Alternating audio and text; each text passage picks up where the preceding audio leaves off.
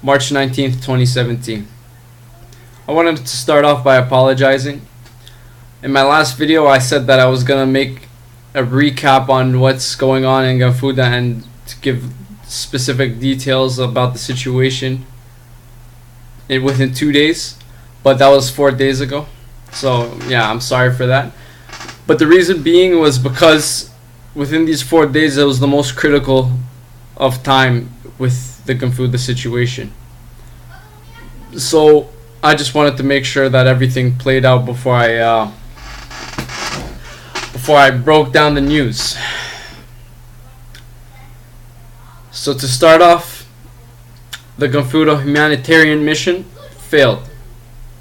We did not get any access to a boat, and furthermore that the Turkish government wouldn't allow or authorize us to go across from Turkish waters to international waters and then to Ganfouda itself. So there was no chance in that. It wasn't meant to be. And as of 2 days ago, the remaining families in Ganfouda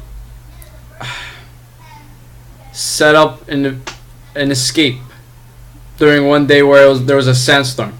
So it was basically their only chance. It was a hit or miss.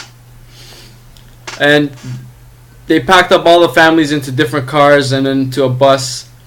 And what happened was that the majority of the people that were there left.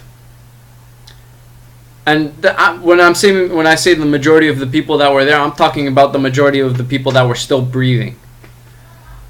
As far as I'm concerned, Ganfouda in the last 9 months went from just a normal town to a concentration camp, to a place where people were set to die by any means because they were witnesses of injustice, an injustice that goes beyond the borders of Libya, an injustice that goes all the way to the chairs of the UN.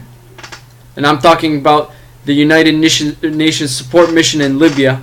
I'm talking about the NATO. I'm talking about these huge organizations that claim they know what's going on at all times. That claim, oh, we're here to support people. We're here to help humanity. It's a lie. And within these 9 months, we've seen it play out entirely. It's just a hoax. So like I was saying, if the people didn't die of starvation, if the people didn't die of dehydration, if the people didn't die of airstrikes, crossfires, snipers, you name it, walls collapsing on them, buildings collapsing on them, then they were amongst the people that were escaping 2 days ago. And what happened was that all the cars managed to escape except one bus. And within that one bus were 4 families. 4 innocent civilian families. And now you may ask, how do you know they're innocent? Well, that's the nice part about it, because my family was one of them. So when that bus broke down, the Libyan National Army managed to get to them. And when I say the Libyan National Army, don't be deceived. It's just a name. They're a renegade army. They're a bunch of militia. Now they'll snap and say, no, we're not militia because technically we're under one umbrella. But these guys are paid people to just hold guns and go shoot whoever. They're just witness killers. They're janitors. So my grandmother, my 3 aunts, and my 2 uncles were amongst the families that were killed, murdered blatantly once the army got to them. My uncle was the driver. He was the first one to be shredded up with bullets. Why? No reason. Just because they were escaping. They were escaping imminent death. Or whatever the word is. I don't even care anymore. They were escaping death. They were left in a concentration camp. And the people that were facilitating an escape or an evacuation were the same people that were facilitating the concentration camp itself. So it was a gimmick all along. And sadly they didn't manage to escape. They didn't manage to escape at all. So they were killed. They were killed. My uncle is a father of six little girls from ages 4 to 12 or 4 to 16. I don't even know. It's been a while.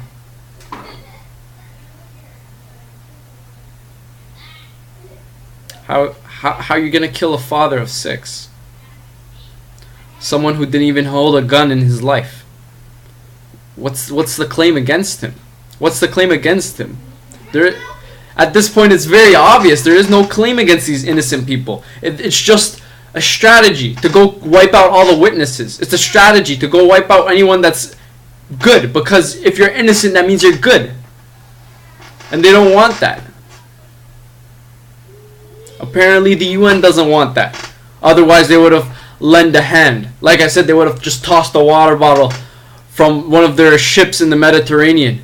And it would have just landed in the laps of people in Ganfouda. So now we have committers of war crime or facilitators of war crime. There's no more bystanders. There's no more bystanders. So 4 families were killed that day. And the families that evacuated or escaped, they escaped to an area which is also death.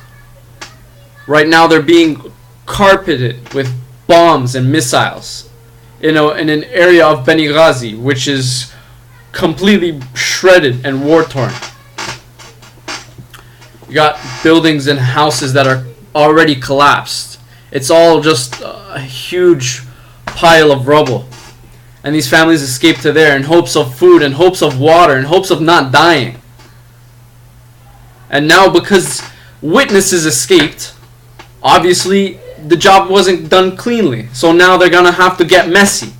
And they're using foreign planes. This is why I'm saying the UN and the NATO are the facilitators. Because they know who's in the airs. They know who's in the skies. They know who's dropping what bomb at what time. You think these guys make mistakes? Like the US when it bombed a mosque in Syria, killing 60 civilians or so? And they said, oh, well, it was a mistake. Or, oh, it wasn't us. No. Then who was it? Show us the evidence. Because apparently you guys have the evidence. So now we don't have bystanders or people that can do nothing. We have people that don't want to do anything because they're either facilitating the situation or they're committing it themselves.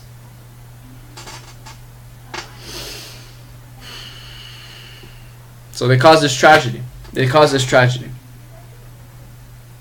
no more Ganfouda humanitarian mission because there's no more people to save. Like I said, half the families and half the innocent civilians were already dead from starvation and dehydration. If there wasn't even missiles or crossfire.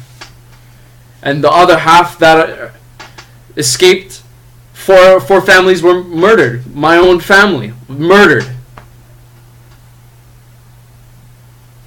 by paid off militia. And if they weren't murdered now, they're getting pounded down right now in any area possible. And believe me, they don't stop at the airstrikes. They're pushing forward military forces on ground to make sure that the extermination is done right this time. So now we're witnessing what is equivalent to another Holocaust. But this time, the people that are standing for human rights are the ones facilitating it.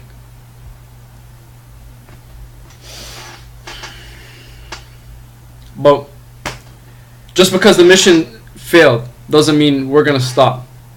This is merely just the beginning.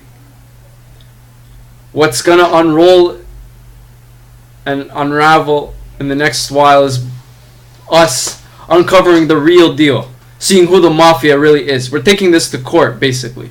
We're taking as many legal actions as possible to get anyone who even helped with the measly finger, not even a hand. Anyone that helped facilitate these war crimes, helped facilitate killing innocent civilians, killing families, killing kids. If it wasn't the guy that was pulling the trigger, it was probably the guy covering up for him on the news, saying, "Oh, look at our honorable warriors fight for us, killing the face of terrorism." How ironic! They become the terrorists themselves, and they say they're killing off terrorism. It's ridiculous. So we're taking this to court, and I gotta say, I really hate the fact that 9 months ago we told the Canadian government, which is one of the biggest governments in regards to humanitarian causes and helping human beings wherever they are. They even have the best logo, which is Justin Trudeau, apparently. You know, whenever someone sees Justin Trudeau, they say, "Oh my God, this guy is such a wonderful person." He's not. Maybe I'm speaking too soon. Maybe he is a nice guy, but he just didn't listen to us for the first 9 months because he thought we were liars. So we appealed to the Canadian government 9 months ago to prevent the extermination of 100+ families. And then we appealed to the United Nations. And we appealed to Human Rights Watch, Amnesty International. We even went to the International Criminal Court themselves. And we said, hey, war crimes are being committed. Human rights violations are being committed. In a place where apparently they have jurisdiction to do everything, but when you ask them to do anything, they say no. But I mean, unless you're asking for military aid, then the United Nations and all these big countries are always ready to give military aid. You've seen that when they were trying to take down Gaddafi, right? Every country was jumping in, saying, "Yeah, we'll take care of him. We got the best planes out there."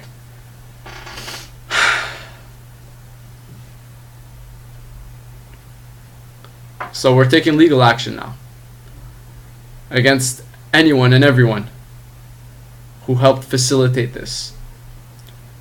And like I said, this is just the beginning. We're unraveling something huge, which is corruption on the largest scale possible, and the biggest organizations to claim that they fight and defend laws and obey the rules and all this stuff. Mumbo jumbo, if I... It's a bunch of lies.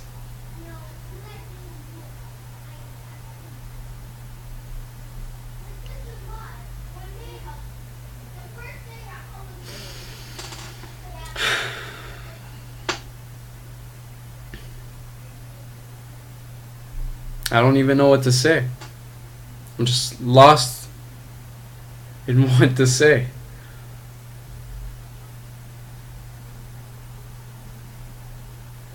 We came here in Istanbul with hopes of, getting a successful mission done, taking out our families, and everyone's happy. We go and have some coffee and laugh about the situation and say, look how close we were, and everything turned out to be just fine. But no, it didn't turn out to be like that. Not everything's sunshine and rainbows. Families were being killed constantly. And these huge governments, organizations, even human rights organizations just stood there watching You know? Oh, like we're in constant communication. Everything is documented, and the only responses that we get are, "Oh, we're looking into it. We're keeping an eye out, seeing how things develop." Yeah, you're just buying time for the murderers to murder people. If I'm not mistaken, that's kind of being a partner in crime. So this is we have the whole situation documented, and we're gonna be taking this to court, and we are looking for any support, you know, any support from anyone. If you're a lawyer, amazing, welcome to the team. But even if you're not a lawyer, we need people to start spreading awareness. We need people to stop sitting on the bench and watching things happen, keep scrolling on their Facebook. You know, I'm not gonna lie, I'm guilty as hell when it comes to that. But I don't want to be a part of that anymore. There's too much time wasted and nothing done. At the end of the day, the result was 0. So I'm not going to be opening me pages anymore and laughing about it. I'm not going to be spending my time chilling with the boys, playing some PS4 or whatever. No, I don't got time for that. I'm going to spend as much time as I possibly can doing things that could benefit myself and benefit humanity, to prevent other families, to prevent innocent people from getting killed, to prevent injustice, because apparently the people that claim to be justice in the flesh are the ones that are facilitating all injustices across the world. And this is just one example. So this is why I'm telling you, if you're listening, I know it's pretty deep into the video, so not many people listen at this point. But if you're listening, now's the time to get active. You can't just sit there and watch things happen. I remember an old poem back in high school, and this was a poem, or I don't even know if it was a poem. I can't even remember anymore. But it was about the Jewish extermination that happened, the Holocaust, so to speak.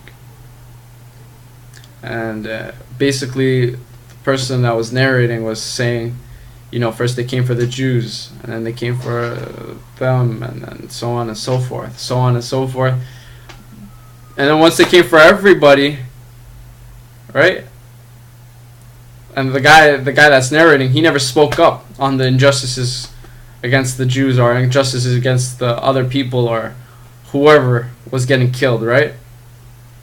And once they went through all the people, that was the only guy left, the guy that didn't speak up.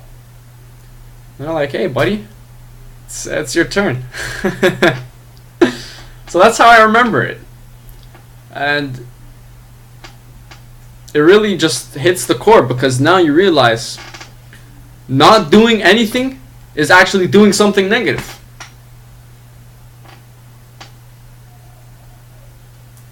So if you can make a positive impact in your life or in someone else's life, start today.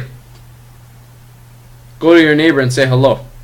Put on a smile. I'm sure that'll get him either scared or it'll get him happy. But start getting active. We have too many dead cells in this world. Too many people that are just either keeping a blind eye or that watch all the news, but that's as far as they'll go. They'll watch all the news. Start talking about it. Start spreading the message, saying, hey, there's injustice here and here. And obviously don't just talk nonsense. Like, oh my God, this person, I don't like him, and I don't know why. No, you gotta say there's corruption here, or there's injustice here, and here's the facts. Here's the evidence to support my claim. or hear the details. Someone prove me wrong. And we'll see how when things ravel. We can't have a gray zone anymore. We gotta exterminate the gray zone. They'll take my word out of context and use it into something, but take out the gray zone. We can't have uncertainties anymore, because uncertainties are what gets people killed and other people doing nothing about it. And we're left with a society of killers or blind and deaf people. And I'm not talking, well, I'm not really talking literally, but the situation is that they don't see what's happening right in front of their eyes. I mean, it's on our news all the time. It's on our Facebook all the time. But we just keep scrolling, opening them meme pages, or whatever we do for our spare time anyways. And I know people will get busy, so like I said, it all starts from little things. But when you do something, that's when you see change. But if you don't do anything, no change is gonna come. Believe me.